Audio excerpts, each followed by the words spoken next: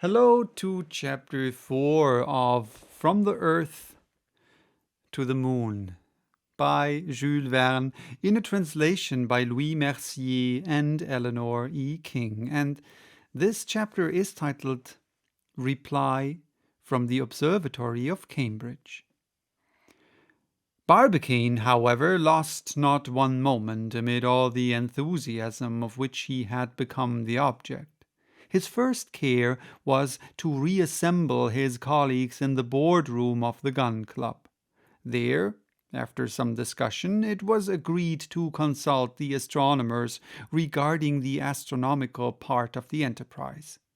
Their reply once ascertained, they could then discuss the mechanical means, and nothing should be wanting to ensure the success of this great experiment.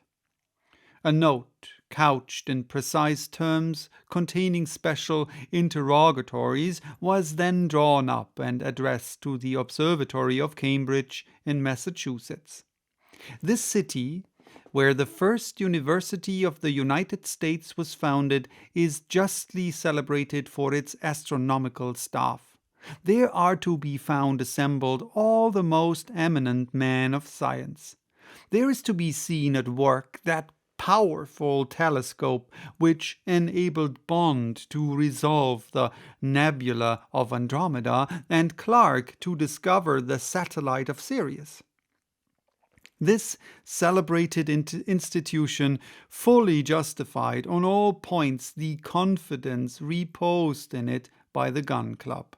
So, after 2 days, the reply so impatiently awaited was placed in the hands of President Barbicane.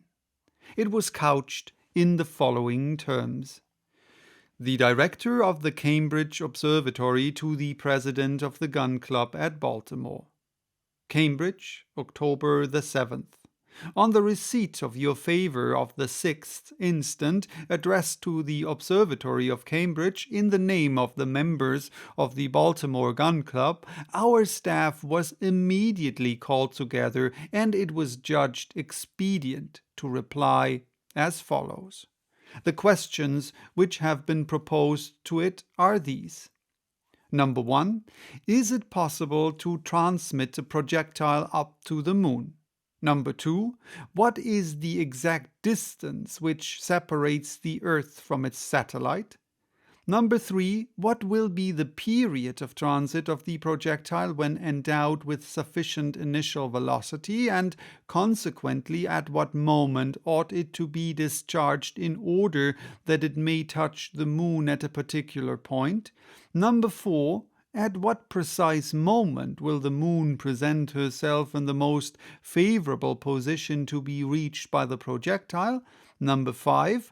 What point in the heavens ought the cannon to be aimed at, which is intended to discharge the projectile? Number 6. What place will the moon occupy in the heavens at the moment of the projectile's departure? Regarding the first question, is it possible to transmit a projectile up to the moon?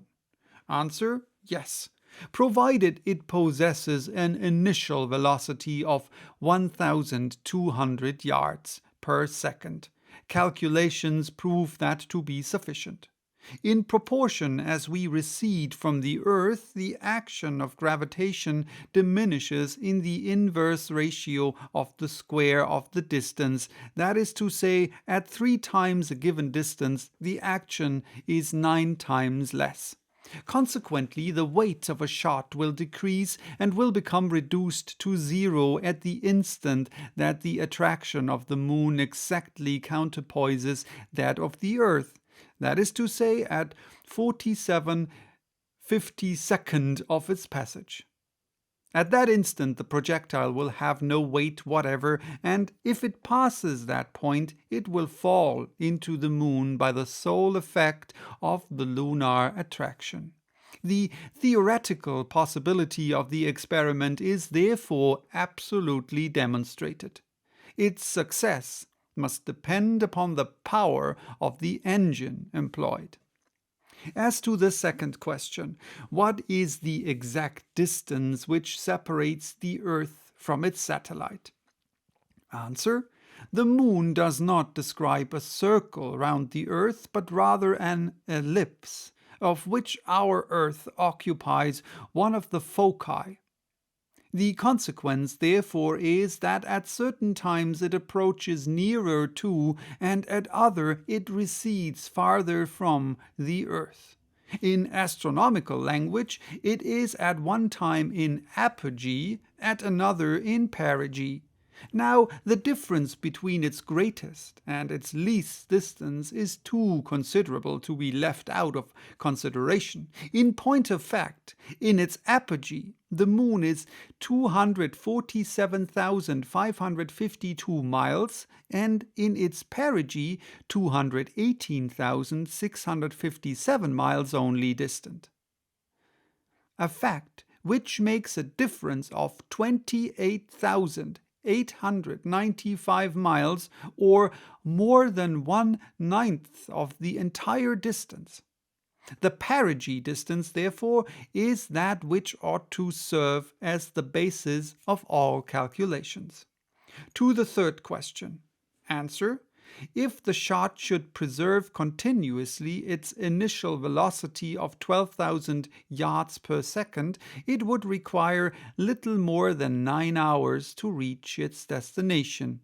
But inasmuch as that initial velocity will be continually decreasing, it will occupy 300,000 seconds.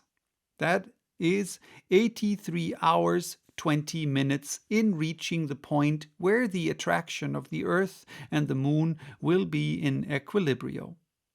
From this point, it will fall into the Moon in 50,000 seconds, or 13 hours 53 minutes 20 seconds. It will be desirable, therefore, to discharge it 97 hours 13 minutes 20 seconds before the arrival of the Moon at the point aimed at. Regarding question 4, at what precise moment will the Moon present herself in the most favorable position, etc.? Answer: after what has been said above, it will be necessary first of all to choose the period when the Moon will be in perigee, and also the moment when she will be crossing the zenith, which latter event will further diminish the entire distance by a length equal to the radius of the Earth, i.e. 3,919 miles, the result of which will be that the final passage remaining to be accomplished will be 240,976 miles. But although the Moon passes her perigee every month, she does not reach the zenith always at exactly the same moment. She does not appear under these two conditions simultaneously, except at long intervals of time. It will be necessary, therefore, to wait for the moment when her passage in perigee shall coincide with that in the zenith. Now, by a fortunate circumstance, on the 4th of December in the ensuing year, the Moon will present these two conditions. At midnight, she will be in perigee, that is, at her shortest distance from the Earth, and at the same moment she will be crossing the zenith. On the fifth question, at what point in the heavens ought the cannon to be aimed? Answer: the preceding remarks being admitted, the cannon ought to be pointed to the zenith of the place. Its fire, therefore, will be perpendicular to the plane of the horizon, and the projectile will soonest pass beyond the range of the terrestrial attraction. But in order that the Moon should reach the zenith of a given place, it is necessary that the place should not exceed in latitude the declination of the luminary. In other words, it must be comprised with the degrees 0 degree and 28 degree of latitude north or south. In every other spot, the fire must necessarily be oblique, which would seriously militate against the success of the experiment. As to the sixth question, what place will the Moon occupy in the heavens at the moment of the projectile's departure?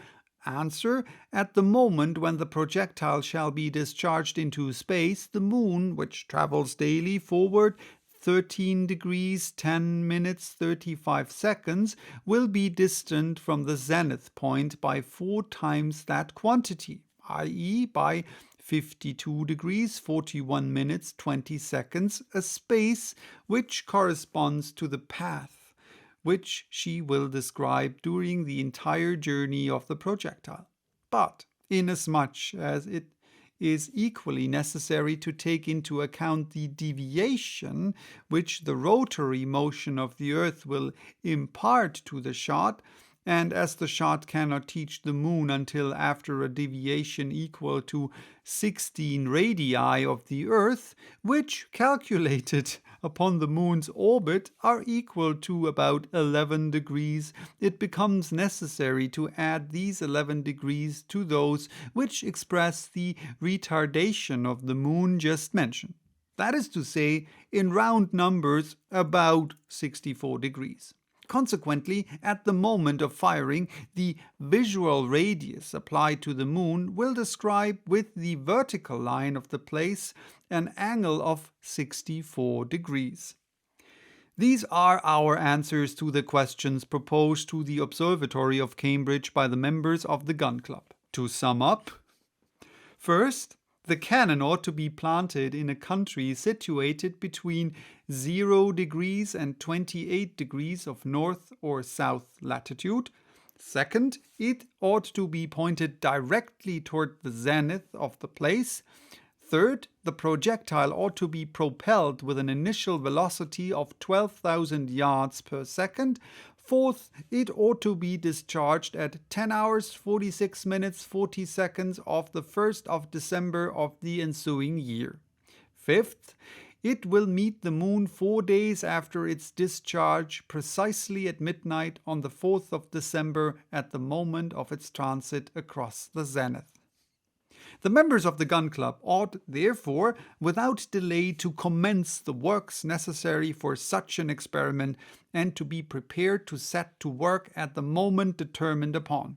For if they should suffer this 4th of December to go by, they will not find the moon again under the same conditions of perigee and of zenith until 18 years and 11 days afterward.